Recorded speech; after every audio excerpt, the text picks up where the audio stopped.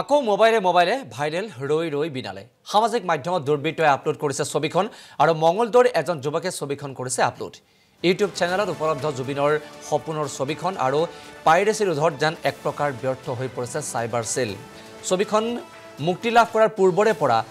শিল্পীসকলে বা টিম ৰৈ ৰৈ বিনালে বাৰম্বাৰ আহ্বান জনাই আহিছিল যে জুবিন গাৰ্গৰ প্ৰতি সন্মান জনাই এই ছবিখনৰ যাতে কোনো পাইৰেচি নকৰে কিন্তু বাস্তৱত সেয়া পৰিণত হোৱা দেখিবলৈ পোৱা নগল এখন উলুটা ছবিহে দেখিবলৈ পোৱা গৈছে বিভিন্ন সময়ত বিভিন্নজন লোকে ছবিখনৰ দৃশ্যাংশ সোশ্যাল মিডিয়াত আপলোড কৰি আহিছে আৰু শেহতীয়াকৈ দুলিয়াজনত পাৰ্থপ্ৰতিম গগৈ নামৰ এজন যুৱকে আপলোড কৰা বুলি তথ্য পোহৰলৈ আহিছিল অৱশেষত পাৰ্থপ্ৰতিমে এই সমগ্ৰ বিষয়টোক লৈ ক্ষমা খোজাও দেখিবলৈ পোৱা গৈছিল কিন্তু এইদৰে একাংশ দুষ্কৃতিকাৰীয়ে দুষ্কাৰ্য চলাই সামাজিক মাধ্যমত আপলোড কৰি আহিছে ছবিখন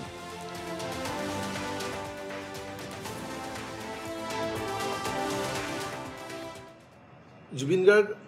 আৰু মোৰ প্ৰায় 19 বছৰ আগৰ এটা পৰিকল্পনা আছিল আমি মিলিজুলি এখন চিনেমা কৰিম ৰৈ ৰৈ বিনালে চিনেমাখন কৰিলোঁ হঠাৎ 19 ছেপ্টেম্বৰত স্তব্ধ হৈ গ'লোঁ ৰৈ গ'লোঁ এটা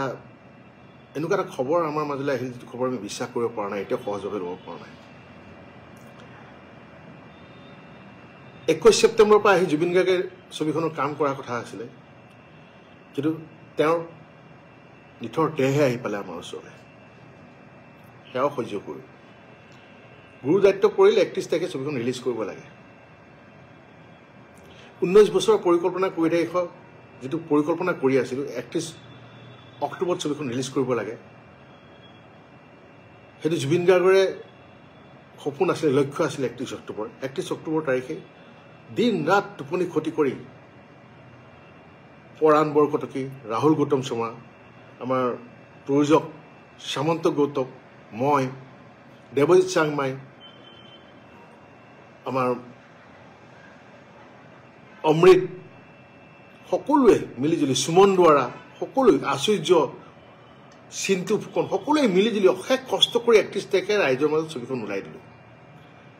19 বছৰে গৰ্ভধাৰণ কৰি থকা এটা শিশু ৰৈ ৰৈ বিনালে আজি 9 দিন হৈছে 9 দিন আজি মাত্ৰ 9 দিন হৈছে এই 9 দিনীয়া শিশুটোক বাচ্চাটোক কিছুমান অভদ্ৰ অসভ্য মানুহে কাটি কুটি বজাৰত বিকি দিছে নিজৰ বাচ্চা এটাক কাটি কুটি বজাৰত যদি বিকি দিয়া হয় কি হ'ব পাৰে অৱস্থাটো এয়া কিবা ছাগলী আৰু গাহৰি মুৰ্গীৰ মাংস নেকি চিনেমাখন কাটি কুটি যে বেছি আছে আপোনালোকে লাজ নাই আপোনালোকৰ যিসকলে পাইৰেচি কৰিছে মই তেওঁলোকক কৈ আছোঁ এয়াই নেকি আপোনালোকৰ এজন সত্তাৰ প্ৰতি শ্ৰদ্ধাঞ্জলি তেওঁৰ মৰমৰ সপোনক এই শ্ৰদ্ধাঞ্জলি জনাইছে আপোনালোকে এই যে কৰি আছে বিশেষকৈ কিন্তু আমাৰ অসমৰ মানুহে কৰি আছে সেইটো এটাকে বেছি দুখ লাগিছে কোনোবা অনা অসমীয়া কোনোবা বহিৰা গোষ্ঠীয়ে ডাঙৰকৈ কিবা এটা কৰিছে সেইটোতো কৰিব যুঁজিবলগীয়া আছেই অসমীয়া চিনেমাৰ কাৰণে এখন দুৱাৰ খুলি থৈ গৈছিলে জুবিন গাৰ্গদেৱে অসমীয়া চিনেমাৰ ৰৈ ৰৈ বিনালে যদি আৰু এখন নতুন দুৱাৰ খোল খাইছিলে আমাৰ কাৰণে আৰু কিন্তু সেই বহিৰা গোষ্ঠীটোৱে আমাৰ সপোনটোক চুৰমাৰ কৰিছেই মাৰি পেলাই আৰু এতিয়া আমাৰ মানুহখিনিয়ে যিকণ বাকী আছিলে সেইকণো শেষ কৰি দিছে নেলি চেপি পেলাই চেছ কৰি থৈ দিছে আমি কি কাম কৰিব নালাগে আজিলৈকে কান্দিব পৰা নাই জুবিন যে মোৰ মাজত নাই আমাৰ মাজত নাই সেইটো দুখ প্ৰকাশ কৰিব পৰা নাই ছবিখনৰ লগত লাগি আছোঁ অহৰে 31 তাৰিখে ছবিখন ৰিলিজ দিয়াৰ পিছত দিনে ৰাতিয়ে লাগি আছোঁ যে পাইৰেচিবোৰ যে আহে সেইবোৰ মানে ব্লক কৰাত সেইবোৰ ৰিপৰ্ট কৰাত লাগি আছোঁ টোপনি নাই কাৰো আমি শুব পৰা নাই সেই 19 তাৰিখে যে ৰৈ গ'ল আমাৰ কাৰণে সময় এতিয়া ৰৈ গৈছে আগবাঢ়িব পৰা নাই তাৰ কাৰণে কৰি আছোঁ আমাৰ কাৰণে কৰি আছোঁ নাই কৰা আমাৰ কাৰণে জুবিন গাৰ্গৰ যিখন নতুন চিনেমা আহিছিলে ৰৈ ৰৈ বিনালে তেওঁৰ যিটো সপোন আছিলে সেইটো সাৰ্থক কৰিবলৈ যুঁজি আছিলোঁ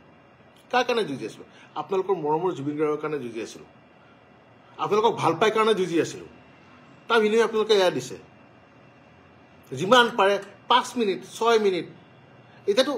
আৰু ওপৰত গুচি গ'ল এঘণ্টাটো দিছে যে গোটেই চিনেমাই দি দিছে যা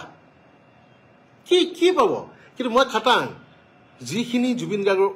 আচল অনুৰাগী যোনে জুবিন গাৰ্গক ভাল পায় তেওঁলোকে হলতেই চিনেমাখন চাব তেওঁলোকে আপোনালোকে যে আপোনালোকে কিয় দিছে আপোনালোকৰ ফলোৱাৰ্ছ বাঢ়িব আপোনালোকে ভাবিছে নেকি আপোনালোকে ইউটিউবৰ পৰা পইচা পাব ছ'চিয়েল মিডিয়াৰ পৰা পইচা পাব বেয়া শব্দ ক'বলৈ মন গৈছে, বেয়া শব্দ নকওঁ, কিন্তু সময়ে ক'ব। যেনেকৈ জুবিন গাৰ্গৰ এটা ডাইলগ আছিলে চিনেমাখনত, সময় মই বৰ ভয় কৰোঁ, আপোনালোকে শিকক সময়ক ভয় কৰিবলৈ। সময়ে আপোনালোককো এনেকুৱা এটা জেগাত লৈ গৈ থৈ দিব, তাৰপৰা আপোনালোকে উঠিবলৈ পাৰ নাপাব। অসমীয়া চিনেমা ইমান কষ্ট কৰি প্ৰত্যেকজন কলা কুশলী শিল্পীয়ে আৰ্টিষ্টে ইমান কষ্ট কৰি আছে অসমীয়া চিনেমাৰ কাৰণে। অকল মই ৰৈ ৰৈ বিনালে বুলি কোৱা নাই, প্ৰত্যেকখন অসমীয়া চিনেমা এতিয়া যিমান আহি আছে, আপোনালোকে কয় আমাক হাঁহে অসমীয়া চিনেমা বনাইছ, আমি কিয় অসমীয়া চিনেমা চাম, চাউথৰ ছবি চাম, অমুকৰ ছবি চাম। কি ছবি চাব চাউথৰ ছবি? এয়াহে আপোনালোকৰ, এয়াহে গুণ। 9 দিনীয়া বাচ্চাটোক কাটি কুটি বজাৰত বিকি দিছে আপোনালোকে। নিজৰ বাচ্চা হোৱাহে আলফুলে যে ৰাখে, আমিও আলফুলে ৰাখিব বিচাৰোঁ আমাৰ বাচ্চাটোক। কিন্তু এটা আপোনালোকৰ বাচ্চা নহয় নহয়, জুবিন গাৰ্গৰহে বাচ্চা আছিলে,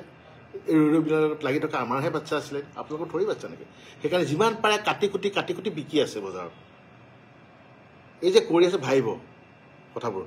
আপোনালোকে ৰৈ ৰৈ বিনাল এখনক কাটি কুটি পাইৰেচি কৰি থকা নাই, আপোনালোকে ৰৈ ৰৈ বিনালত অনিষ্ট কৰি থকা নাই, আপোনালোকে নিজৰ লগত অনিষ্ট কৰি আছে, নিজৰ সংস্কৃতিৰ লগত অনিষ্ট কৰি আছে, নিজৰ সংস্কৃতি পথাৰখনত কুঠাৰ মাৰি আছে আপোনালোকে। কি পাই আছে? ফলোৱাৰ্ছ বাঢ়িছে কেইটামান, কি হ'ব ফলোৱাৰ্ছ বাঢ়ি? কি কৰিব? সেই ফলোৱাৰ্ছকেইটা যাওঁতে লৈ যাব নেকি? ক'ত নিব? যিয়ে কৰক, জুবিন ক্ষেত্ৰত গৈ কিন্তু আমি জুবিন গাৰ্গকে বিচাৰিম, তেওঁৰে সান্নিধ্য পাবলৈ যাম। এই পাইৰেচিকেইটাৰ এই চুৰকেইটাৰ সান্নিধ্য পাবলৈ নাযাওঁ। মই বাৰে বাৰে কৈ আছোঁ, গৰু চুৰ কৰাও চুৰ আৰু চিনেমা চুৰ কৰাও চুৰ। আৰু এই চুৰ প্ৰবৃত্তিৰ লোকৰ, এই চুৰ প্ৰবৃত্তিৰ মানুহৰ লগত জুবিন গাৰ্গ কেতিয়াও নাছিল, অসমীয়া মানুহ কেতিয়াও নাছিল, অসমীয়া সমাজ কেতিয়াও নাছিল, অসমবাসী কেতিয়াও নাছিল, অসম কেতিয়াও নাছিল। যিখন বৰ অসমৰ সপোন দেখি দেখি আমাৰ মাজৰ পৰা জুবিন গাৰ্গ গুচি গ'ল, আমি চিন্তা কৰিব লাগে তেওঁৰ যিখিনি কাম আধৰুৱা হৈ আছে, তেওঁ যিটো সপোন দেখিছিলে সেইবোৰক আগুৱাই নিয়াৰ। আৰু আমি কৰি আছোঁ কি? তেওঁ এটা বাচ্চা জন্ম দি গৈছে, আজি 9 দিন হৈছে মাত্ৰ। 9 দিনতে কাটি কুটি, কোনোবাই ভৰি কাটিছোঁ, কোনোবাই হাত কাটিছোঁ, কোনোবাই আঙুলি কাটিছোঁ, হা